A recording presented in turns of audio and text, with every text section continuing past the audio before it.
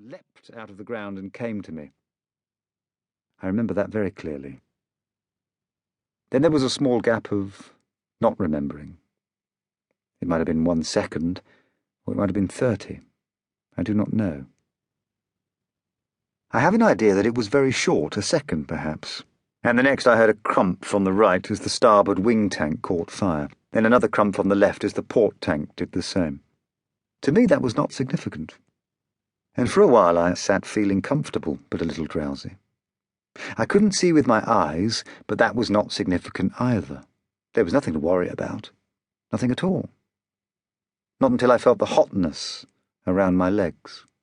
At first it was only a warmness, and that was all right too, but all at once it was a hotness. A very stinging, scorching hotness up and down the sides of each leg. I knew that the hotness was unpleasant, but that was all I knew. I disliked it, so I curled my legs up under the seat and waited.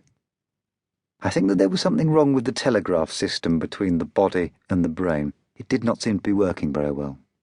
Somehow it was a bit slow in telling the brain all about it and in asking for instructions. But I believe a message eventually got through, saying, "Down here there is a great hotness. What shall we do?" Signed left leg and right leg. For a long time there was no reply. The brain was figuring the matter out. Then slowly, word by word, the answer was tapped over the wires. The plane is burning. Get out. Repeat. Get out. Get out. The order was relayed to the whole system, to all the muscles in the legs, arms and body, and the muscles went to work. They tried their best. They pushed a little and pulled a little, and they strained greatly, but it wasn't any good. Up went another telegram. "Can't get out. Something holding us in." The answer to this one took even longer in arriving, so I just sat there waiting for it to come, and all the time the hotness increased. Something was holding me down, and it was up to the brain to find out what it was. Was it giants' hands pressing on my shoulders, or heavy stones, or houses, or steamrollers, or filing cabinets, or gravity, or was it ropes? Wait a minute. Ropes. Ropes. The message was beginning to come through. It came very slowly. Your straps. Undo your straps. My arms received the message and went to work. They tugged at the straps, but they wouldn't undo.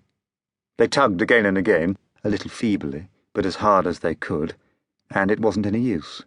Back went the message. How do we undo the straps?